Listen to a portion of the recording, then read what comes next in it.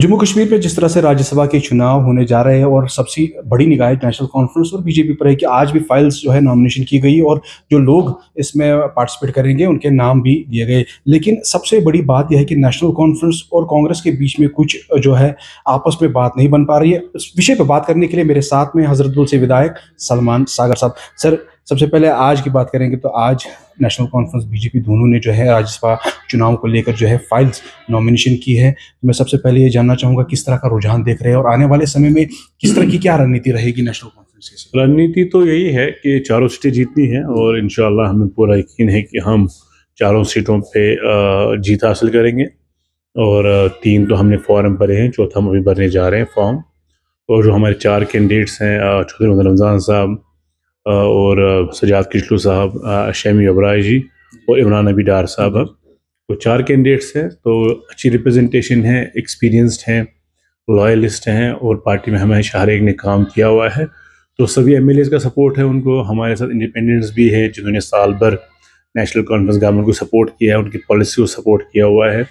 और जो बाकी रेस्ट ऑफ द अपोजिशन है जो पब्लिकली पोज करते हैं कि वो बीजेपी के खिलाफ हैं, तो उनके लिए टेस्टिंग टाइम होगा आने वाले टाइम में। वो सही मायनों में जब हम उनको कोई कहता था कि वो बीजेपी की इंटरनली अलाइज हैं, तो आज इंटरनल एक्सटर्नल क्लियर हो जाएगा और पता चल जाएगा जहाँ जिसका वोट जाएगा डायरेक्टली इनडायरेक्टली जो जिसकी हेल्प करेगा वो उसी का साथी है, वो जम्मू कश्मीर के लोगों का साथी है। जो बीजेपी के हक में होगा वो एक्सपोज हो जाएंगे, जो उनके खिलाफ होगा वो सुरखरू हो जाएंगे। सलमान साहब, यही देखने को मिला कि कांग्रेस कहीं ना कहीं उदास दिख रही है। अलायंस पार्टनर है कांग्रेस, चाहे इंडिया गठबंधन की बात करें यहाँ पर तो, लेकिन कहीं ना कहीं कांग्रेस जो है उदास दिख रही है। क्या कहेंगे? देखिए, आई अंडरस्टैंड, होते हैं पॉलिटिक्स में हर चीज़ हमेशा अच्छी मन पसंदीदा नहीं मिलती है, हर एक को एक्सपेक्टेशंस होती हैं। एज एन एल उनकी भी एक्सपेक्टेशंस होंगी, लेकिन हमारी अपनी पार्टी में भी कंपल्शंस होते हैं, पार्टियों के भी अपने इश्यूज होते हैं। तो अगर हम करते तो शायद पार्टीज़ में भी एक ऐसी चीज़ होती है, लोग काफ़ी देर से एक्सपेक्ट करते हैं। और सबसे बड़ी बात न्यूमेरिकल स्ट्रेंथ की भी बात है। अगर हम वो भी देखें तो कांग्रेस के 6 एमएलएज हैं, तो हमारे 42 एमएलएज हैं, तो ये बहुत से इश्यूज होते हैं। इन चीज़ों को जब हम एसेस करते हैं तो फिर उस हिसाब से बनता नहीं था। हमने फिर भी ऑफर किया था उनको एक सीट, पर अनफॉर्चुनेटली जो उन्होंने डिक्लाइन किया।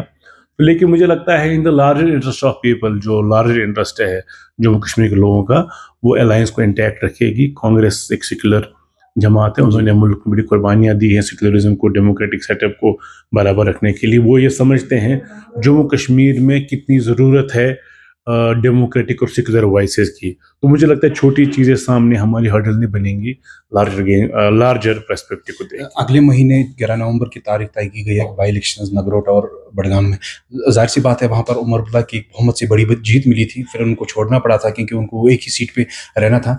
तो क्या रणनीति रहेगी? लेकिन जिस तरह से पिछली बार आपने नेशनल कॉन्फ्रेंस से जो मैनिफेस्टो सामने लाया था, क्या वही मैनिफेस्टो लेकर उस सीट पर उसी चीज पे लड़ा जाएगा? क्योंकि सवाल उठ रहे हैं कि 1 साल होने के बाद भी नेशनल कॉन्फ्रेंस एक भी वादा पूरा नहीं कर। इंडिविजुअल बेस्ड पे या कॉन्स्टिट्यूंट सेगमेंट बेसिस पे मैनिफेस्टोज नहीं बनते हैं। मैनिफेस्टो स्टेट लेवल पे बनते हैं, एक जामिया सभी लोगों के लिए बनते हैं, पॉलिसी मैटर के हिसाब से बनते हैं कि कल को इस सरकार की पॉलिसी क्या रहेगी। जहाँ तक बड़गाम का सवाल है, बाई इलेक्शन करना पड़ा, ऑनरेबल चीफ ने सीट वकेट की है, तो वहाँ नेसेसिटी बन गई इस चीज़ की।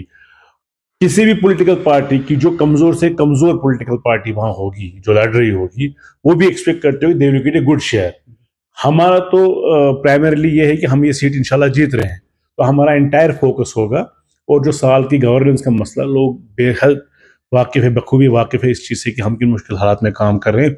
उसके बावजूद भी कोशिश लगी रहेगी। ओवर हमारे पास 4 साल है, और जो बड़गाम से एमएलए बनेगा, मुझे पूरा यकीन है बड़गाम की डेवलपमेंट और ख़ास अटेंशन मिलेगा उस इंसान के जीतने को, क्योंकि ये कहीं ना कहीं एक इम्पोर्टेंट माइलस्टोन रहेगा हमारी गवर्नमेंट का 1 साल की परफॉर्मेंस के बाद। आखिर में जानना चाहूंगा, राज्यसभा के चुनाव अब है और क्या रणनीति रहेगी, खासकर इस बात को लेकर कि जो स्टेटहुड है उस पर डिमांड की जाएगी कि जो राज्यसभा से चुन के मेंबर जाएंगे तो किस विषय पे ज्यादा बात करें? देखिए, मैं पर्सनली ये कहूँगा आपको, हम तो डिमांड करते रहेंगे स्टेटहुड हमेशा।